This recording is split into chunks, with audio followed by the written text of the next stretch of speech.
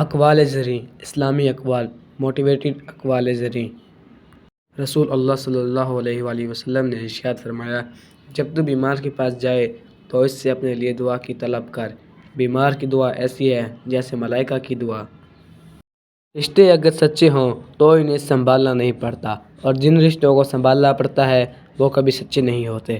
خود پر یقین ہونا چاہیے، سہارے ہی تو بے سہارا کرتے ہیں۔ حسد والی آوازیں ہمیشہ گرم ترین لہجوں میں ہی رہتی ہیں۔ لوگ ہمیں لوگوں کے خلاف کر کے خود ان سے دوستیاں لگا لیتے ہیں۔ رسول اللہ صلی اللہ علیہ وآلہ وسلم نے ارشاد فرمایا، صرف 3 جگہوں پر جھوٹ جائز اور حلال ہے۔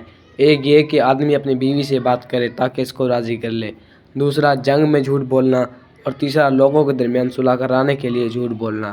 ان تینوں مقامات پر جھوٹ حلال اور جائز ہے۔